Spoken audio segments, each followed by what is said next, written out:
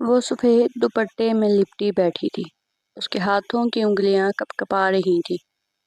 نظریں قالین میں گڑی ہوئی تھیں۔ خالہ نے آہستگی سے اس کے کان کے قریب جا کر کہا، بیٹا، قبول ہے، بول دو۔ مولوی صاحب نے پھر دہرایا، مریم بنت عبدالرشید، آپ کو یہ نکاح قبول ہے؟ لمحہ بھر کو خاموشی رہی۔ پھر مریم نے اتنی دھیمی آواز میں کہا کہ شاید صرف مولوی صاحب اور اس کے رب نے سنا ہو، قبول ہے۔ 3 بار یہ لفظ ادا ہوئے۔ نکاح مکمل ہوا۔ کمرے میں سب نے ایک دوسرے کو مبارکباد دی۔ خالہ نے مریم کے سر پر ہاتھ پھیرا، مگر مریم کا چہرہ بے تاثر تھا، جیسے کچھ ہوا ہی نہ ہو۔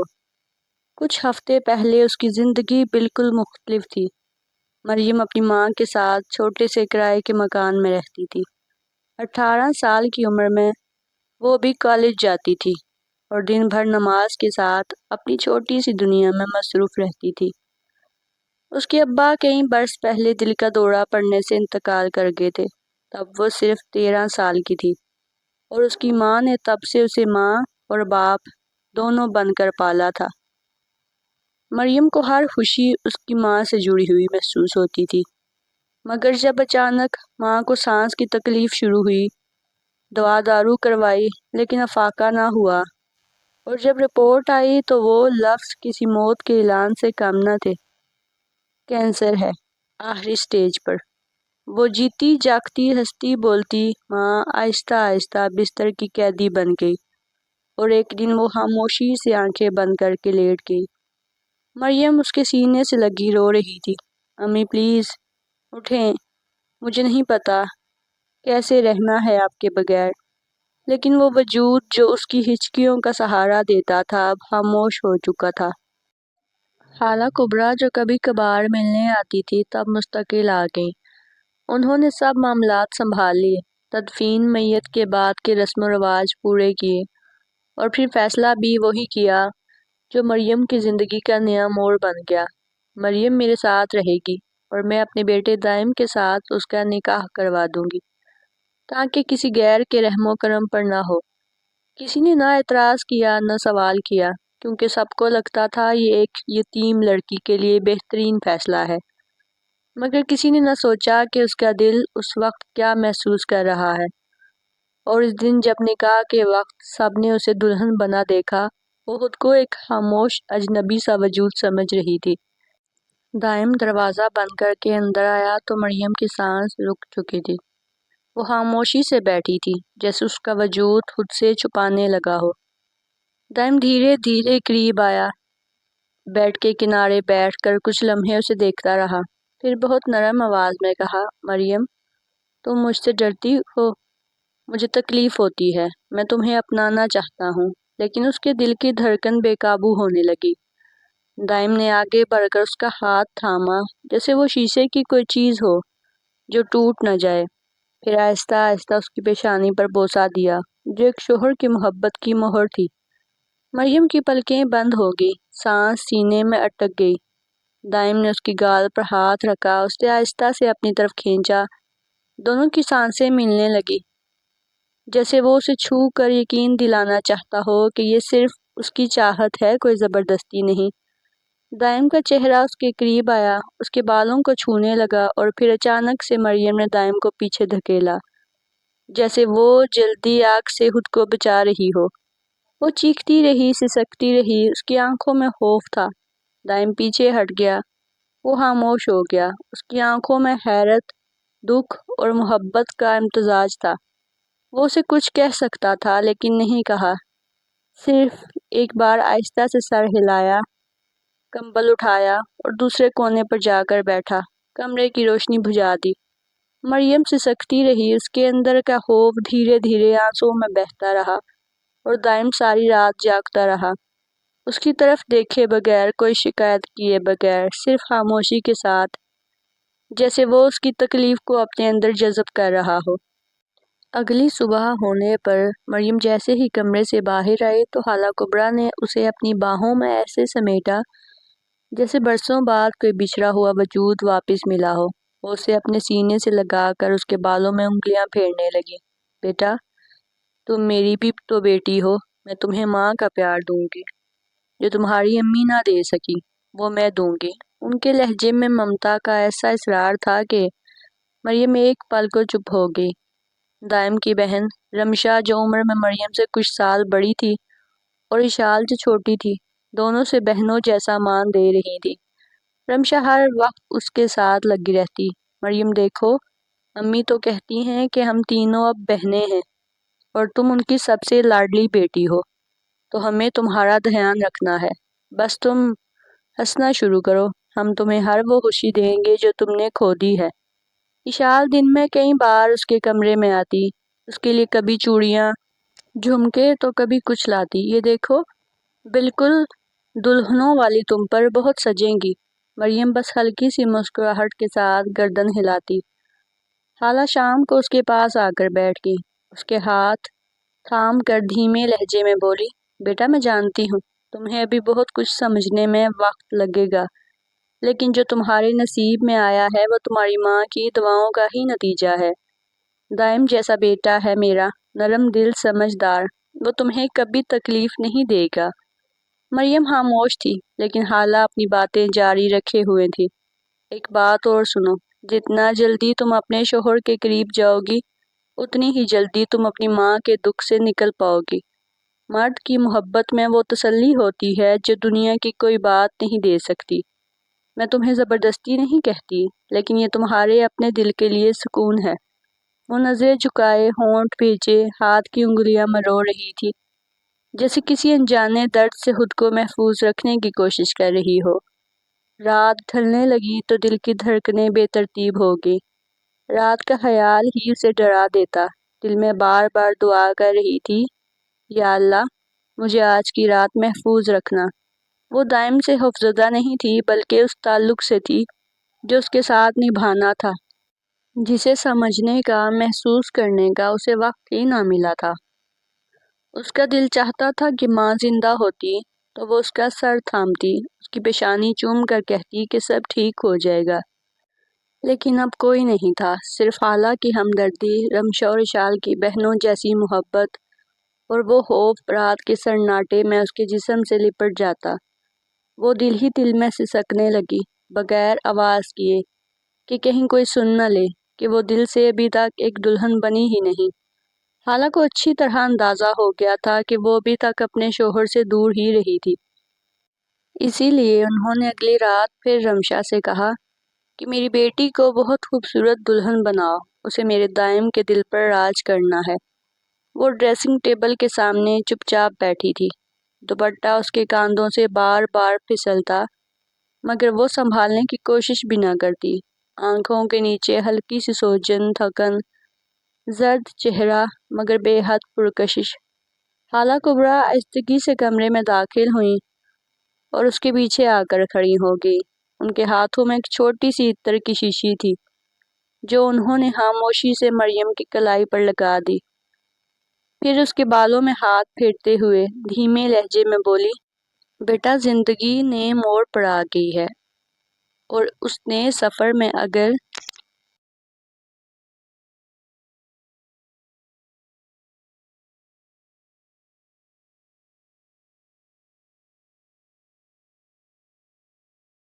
تم پہلا ہی قدم ڈگمگا کر رکھو گی تو پیچھے سب کچھ بکھر جائے گا۔ دائم تمہارا شوہر ہے، تمہارا محافظ، تم اس کے پاس جاؤ گی تمہیں سکون ملے گا۔ یقین جانو، مرد کی قربت کبھی نقصان نہیں دیتی۔ جب وہ محبت سے اپنا بنانا چاہے تو عورت کو ڈرنا نہیں چاہیے۔ مریم نے آئینے میں اپنی خالہ کی آنکھوں میں دیکھا، ان کی نظروں میں صرف ماؤں جیسا اعتماد تھا، کوئی زبردستی نہیں، کوئی سختی نہیں۔ خالہ نے مسکرا کر رمشا کو بلایا، جو ہاتھ میں ہلکی سی جویلری لیے کمرے میں داخل ہوئی۔ مریم، امی کہتی ہیں دلہن کا روپ مکمل تب ہوتا ہے جب اس کے دل میں سکون ہو۔ ہم سب تمہارے ساتھ ہیں، ہر پل، ہر لمحہ، لیکن آج کی رات صرف تمہاری ہے، صرف تمہاری۔ اشال نے آ کر اس کا دوپٹہ سنوارا۔ چلو بھابھی، ہم آپ کو آپ کے شہزادے کے پاس لے جاتے ہیں۔ سہیلیوں جیسا وہ مکمل، وہ نرم لہجے میں محبت بڑی مسکراہٹیں جیسے ایک ٹوٹے ہوئے وجود کو نرمی سے سہارا دے رہی تھی۔ مریم کے قدم لرز رہے تھے، دل کی دھڑکنیں اس کے کانوں میں شور کر رہی تھی۔ وہ آہستہ آہستہ چلتی ہوئی کمرے کے دروازے تک پہنچی۔ دروازہ کھلا تو دائم اپنے ہاتھوں میں کوئی کتاب تھامی خاموشی سے اس کا انتظار کر رہا تھا۔ رمشا نے آہستہ سے کان میں سرگوشی کی، جتنا جلدی تم اس لمحے کو اپنا لو گی اتنا ہی آسان ہو جائے گا تمہارے لیے جینا۔ مریم نے پلکیں جھپکائیں، دل کی رفتار اور تیز ہوئی، جیسے ہر قدم کے ساتھ کوئی انجانی کیفیت اس کے اندر سمٹ رہی ہو۔ اس نے سانس کھینچی اور دروازے کے دھبکنے پر ٹھٹک گئی، پھر ایک لمحے کو آنکھیں بند کی اور قدم اندر رکھ دیا۔ دائم نے کتاب بند کی اور مریم کی طرف دیکھا جو دروازے کے پاس کھڑی تھی۔ چند لمحوں بعد وہ آہستگی سے پلنگ کی دوسری جانب آ کر بیٹھ گئی۔ دوپٹہ کاندھوں سے سرک گیا، مگر وہ سنبھالنے کی بجائے دونوں ہاتھوں کی انگلیاں مروڑنے لگی۔ دائم نے نرمی سے اس کی طرف ہاتھ بڑھا دیا۔ مریم، اگر تم کہو تو میں کچھ بات کروں؟ اس کی آواز میں اتنی مٹھاس، اتنا سکون تھا جیسے وہ جانتا ہو کہ یہ لمحہ کتنا نازک ہے۔ اس نے کوئی جواب نہ دیا، مگر سانسوں کی تیزی نے اس کے اندر کے اضطراب کو ظاہر کر دیا۔ دائم نے تھوڑا اور قریب ہو کر آہستگی سے اس کا ہاتھ تھاما۔ میں تمہارا شوہر ہوں، تمہیں تکلیف دینا میرا مقصد نہیں، صرف تمہیں اپنا کہنا چاہتا ہوں۔ یہ کہہ کر دائم مریم کا ہاتھ پکڑا، مگر اسی لمحے مریم کا جسم ایک جھٹکے سے پیچھے ہٹا، آنکھیں پھیل گئیں، سانس اکھڑنے لگی۔ وہ دونوں ہاتھوں سے اپنا چہرہ ڈھانپ کر کانپنے لگی، جیسے کوئی چھوٹا بچہ کسی خوفناک خواب سے جاگ اٹھا ہو۔ اس کی سانسیں بھاری ہو رہی تھی، سینہ زور زور سے اٹھنے لگا، ہونٹوں سے ایک دبی چیخ نکلی اور وہ دیوار سے لگ کر پھوٹ پھوٹ کر رونے لگی۔ دائم فوراً پیچھے ہٹا۔ مریم اب بھی رو رہی تھی۔ دائم نے سانس روک کر اپنی پلکیں بھینچ لی۔ اس کے اندر کوئی مرد نہیں، صرف ایک انسان جاگ رہا تھا جو کسی مجبور عورت کی بے بسی کا تماشائی نہیں بننا چاہتا تھا۔ اس نے کوئی سوال نہ کیا، کوئی بات نہ کی، صرف خاموشی سے روشنی بجھا دی اور لحاف کھینچ کر کروٹ لے لی۔ کمرے میں سناٹا چھا گیا۔ اگلی صبح دائم ناشتے کی میز پر آیا اور خاموشی سے کرسی کھینچ کر ناشتہ کرنے بیٹھا تو ماں نے ایک نظر اس کے چہرے پر ڈالی۔ رمشا نے چائے کا کپ بھرتے ہوئے سرسری انداز میں بھائی کی طرف دیکھا، لیکن دونوں نے کچھ نہ کہا۔ مریم ابھی کمرے سے نکلی بھی نہ تھی جب ماں نے نرم لہجے میں کہا، بیٹا پراٹھا گرم ہے، ڈال دوں پلیٹ میں؟ دائم نے ایک نظر سامنے رکھے پراٹھے پر ڈالی، ہاتھ بڑھایا، پلیٹ آگے کی، مگر لفظوں کی جگہ صرف سر ہلایا۔ رمشا نے آنکھوں ہی آنکھوں میں ماں سے اشارہ کیا اور دھیرے سے بولی، کچھ پریشان لگ رہے ہیں؟ دائم نے ہاتھ روک لیا، چائے کا کپ لبوں تک لایا، ایک گھونٹ بھر کر میز پر رکھا اور اٹھ کر کھڑا ہوا۔ ماں نے فوراً کہا، ارے بیٹا ناشتہ تو مکمل کر لو۔ دائم نے سادگی سے جواب دیا، امی مجھے دیر ہو رہی ہے، اور بغیر کسی مزید وضاحت کے باہر کی طرف قدم بڑھا دیے۔ اس کے جاتے ہی مریم دروازے سے اندر داخل ہوئی، دوپٹہ سمیٹتی ہوئی آ کر اس کی جگہ بیٹھ گئی۔ رمشا نے رخ ماں کی طرف موڑا، اب آنکھوں میں سوال تھا، لیکن ماں نے صرف اتنا کہا، ابھی کچھ نہ کہو۔ وہ مریم کی طرف پلٹی اور مسکرا کر پراٹھا اس کی پلیٹ میں رکھتے ہوئے بولی، کیسی ہو بیٹا؟ چائے میں ڈال دوں؟ مریم نگاہ جھکا کر ہلکی سی مسکراہٹ دی اور اس بات میں سر ہلا دیا اور خاموشی سے پلیٹ کی طرف دیکھتی رہی۔ خالہ نے اس کی پلیٹ میں پراٹھا اور آملیٹ رکھتے ہوئے صرف اتنا کہا، دائم ابھی نکلا ہے، تم تھوڑی دیر پہلے آ جاتی تو اس کے ساتھ ہی ناشتہ کرتی۔ ہاسپٹل کی کارپیٹ راہداریوں سے گزرتے ہوئے دائم کا چہرہ سپاٹ تھا، سفید کوٹ کے نیچے نیلا کریز شدہ شرٹ، قدموں میں روانی، مگر آنکھوں میں رات کی الجھنوں کی باقیات صاف جھلک رہی تھی۔ راؤنڈنگ کے بعد جیسے ہی وہ کمرے کی طرف بڑھا، سامنے سے مشعل آ گئی۔ لمبے بال، کھلے ہوئے لپ اسٹک کے حفیظ رنگ اور نفیس ساڑی، میک اپ پروفیشنل مگر دلکش وجود۔ ہیلو ڈاکٹر دائم، ہاؤ آر یو ٹوڈے؟ اس نے آنکھوں میں شرارت لیے کہا اور اس کے ساتھ ساتھ قدم سے قدم ملا کر چلنے لگی۔ لگتا ہے آج کچھ پریشان ہو، کیا کوئی ایسا کیس تھا جس نے رات کی نیندیں چرا لی، یا پھر کوئی ذاتی مسئلہ ہے؟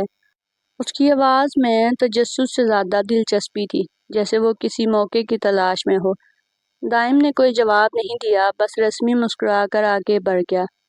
مشل نے قدموں کی رفتار تھوڑی بڑھا دی اور ذرا سا جھک کر اس کے سامنے آ کر بولی، ویسے آپ جتنے سنجیدہ رہتے ہیں نا، اتنے ہی زیادہ پرکشش لگتے ہیں۔ کبھی سوچا ہے؟ وہ ہنسی اور اپنے بالوں کو جھٹک کر سنوارنے لگی۔ دائم آفس آ گیا اور اس نے دروازہ کھولا، کوٹ اتار کر کرسی کی پشت پر رکھا اور ابھی بیٹھا ہی تھا کہ مشل بھی اندر داخل ہو گئی۔ اجازت لیے بغیر بے باکی کے ساتھ آ کر اس کے سامنے والی کرسی پر بیٹھ گئی، ٹانگ پر ٹانگ رکھ کر ہاتھوں کی انگلیاں آپس میں جوڑ کر تھوڑی کے نیچے ٹکائیں اور نظریں سیدھی اس کی آنکھوں میں گاڑی۔ ڈاکٹر دائم، آپ کو پتا ہے میں نے کل رات ایک خواب دیکھا اور اس میں کوئی تھا جو بہت خاموش رہتا ہے، لیکن جب بات کرتا ہے تو دل میں اتر جاتا ہے، جیسے آپ۔ وہ دھیرے سے ہنسی اور پھر سنجیدہ ہو گئی۔ آپ کبھی کسی سے دل کی بات کرتے ہیں یا ہمیشہ ایسے ہی خود کو سب سے چھپا کر رکھتے ہیں؟ اس کے انداز میں دعوت تھی، سوال میں کشش اور لبوں پر ایک ایسا اعتماد جو کسی معمولی کلیگ کا نہیں ہو سکتا۔ دائم نے گہری سانس لے کر فائل کھولی، نظریں جھکائیں اور بظاہر مصروف ہو گیا، لیکن مشل کی موجودگی اور اس کے انداز اس کمرے کی فضا میں گرمی بھر رہے تھے جو کسی اور طرف اشارہ کر رہی تھی۔ وہ بس ایک کمزور لمحے کی تلاش میں تھی، اور شاید وہ لمحہ اب زیادہ دور نہیں تھا۔ دوسرے روز بھی دائم وقت سے پہلے ہی ہاسپٹل پہنچ گیا تھا۔ کار پارک کرتے ہوئے اس کے چہرے پر ایک عجیب سا سکون تھا، جیسے رات کے سناٹے نے اس کے اندر کی ساری آوازیں چوس لی ہوں۔ بیگ کندھے پر ڈالے وہ لمبے قدموں سے ایمرجنسی وارڈ کی طرف بڑھا۔ راہداری میں آتے جاتے چہرے اسے دیکھ کر سر جھکا کر سلام کرتے، مگر وہ معمولی سا سر ہلا کر آگے بڑھ جاتا۔ ریسپشن پر موجود نرس نے اسے حیرانی سے دیکھا۔ ڈاکٹر دائم، آج تو آپ وقت سے پہلے آ گئے۔ اس نے کوئی جواب دیے بغیر فائلز اٹھائیں اور اندر کی طرف بڑھ گیا۔ کمرے کا دروازہ بند کرتے ہی وہ لمحہ بھر کو ساکت ہوا۔ اس کمرے میں تنہائی ہی اس کی واحد ساتھی۔ کرسی پر بیٹھتے ہی اس نے ہاتھوں سے اپنی کن پٹیاں دبائیں، آہستہ آہستہ سانس لیا، پھر سامنے رکھی ڈائری کھول لی، مگر نظریں حروف پر نہیں ٹک رہی تھیں۔ دروازے پر دستک ہوئی اور مشل اندر داخل ہوئی۔ سفید کوٹ میں اس کے ہونٹوں پر حسب عادت ہلکی سی مسکراہٹ تھی۔ گڈ مارننگ ڈاکٹر دائم، آپ ٹھیک تو ہیں؟ وہ اس کے سامنے والی کرسی پر بیٹھ گئی، چہرہ تھوڑا جھکا ہوا، آواز میں ہلکی سی نرمی۔ کافی دنوں سے آپ بہت بدل گئے ہیں، سب کہہ رہے تھے، میں نے سوچا خود پوچھ لوں۔ دائم نے نظریں اس کی آنکھوں سے چراتے ہوئے فائلز پر جما دی۔ کام زیادہ ہو گیا ہے شاید، اس وجہ سے۔ مشل تھوڑا آگے جھکی، اس کی انگلیاں میز پر ہلکی چھاپ چھوڑتی ہوئی چلی گئی۔ اگر کبھی کسی سے بات کرنے کا دل چاہے تو میں ہوں نا۔ اس کے لہجے میں بے تکلفی سے زیادہ ایک مدھم سی چاہت تھی جو اس کی نظروں سے چھپائی نہیں جا سکتی۔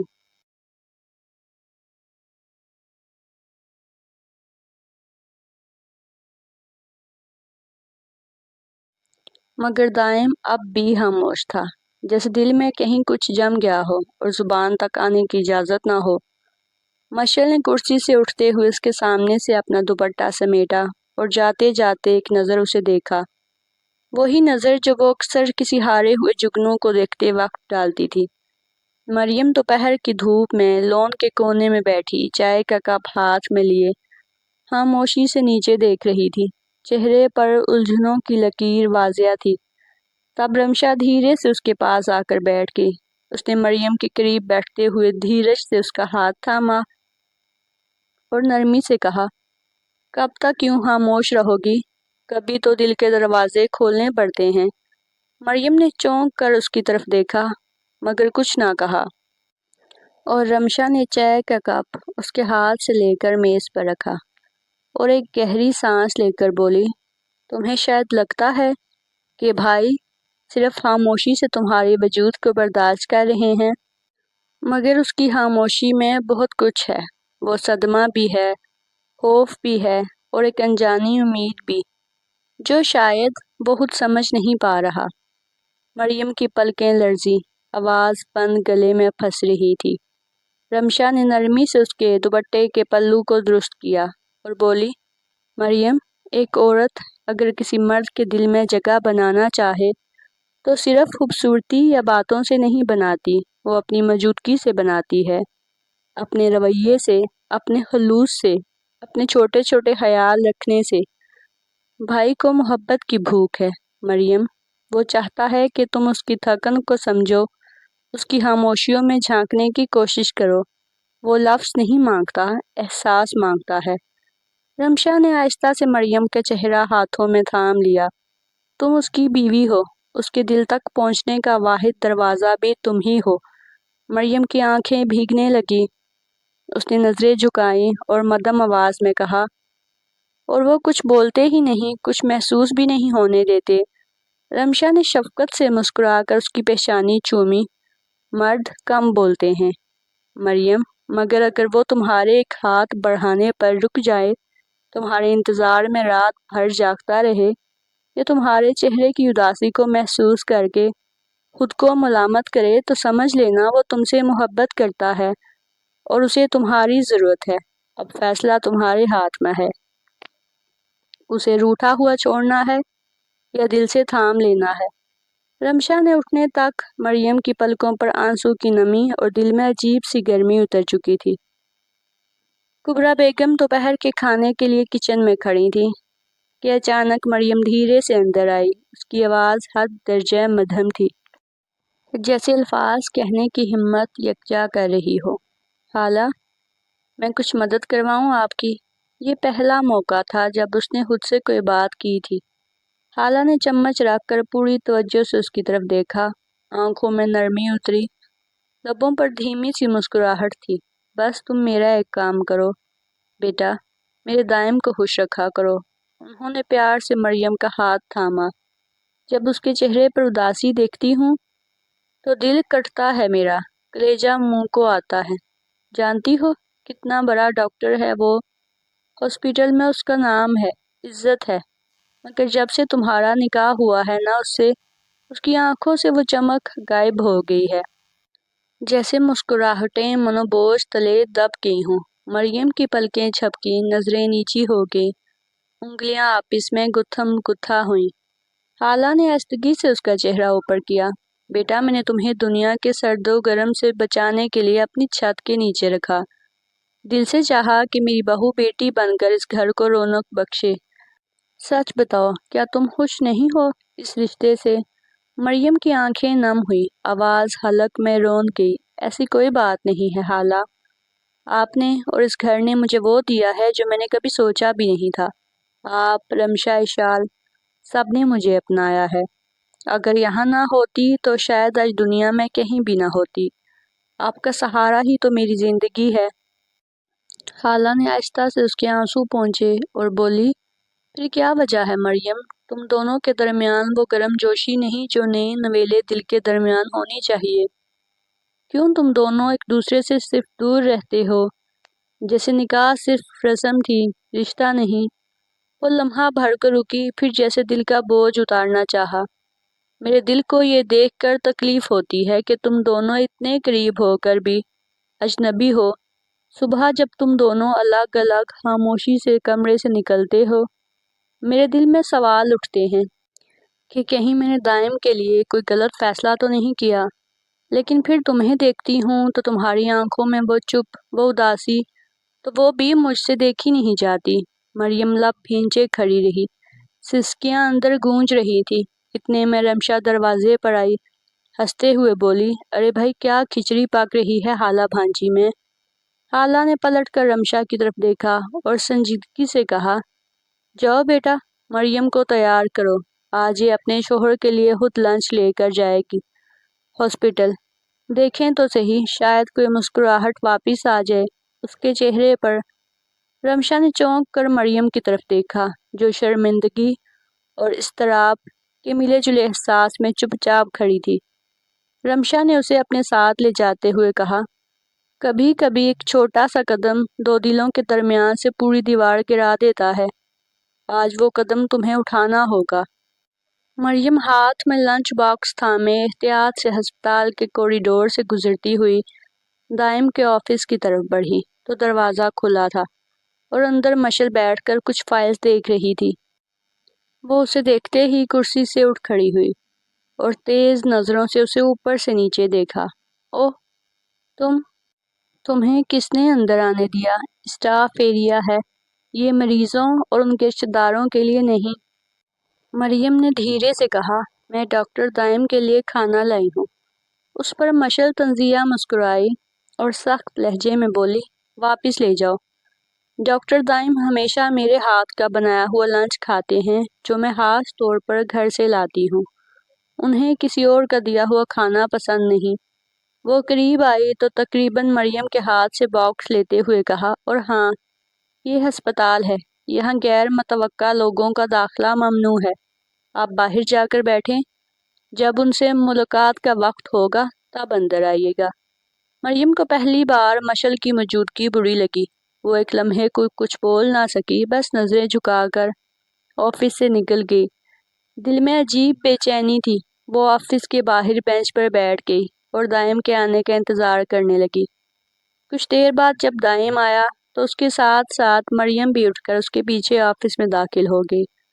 اندر داخل ہوتے ہی مشل فوراً بولی، سر، یہ لڑکی یہاں کھڑی تھی، اس نے کہا کہ آپ کے لیے لنچ لے کر آئی ہے، جبکہ آپ کا کھانا تو میں لے کر آتی ہوں، اور انہیں میں نے واضح طور پر منع بھی کیا تھا۔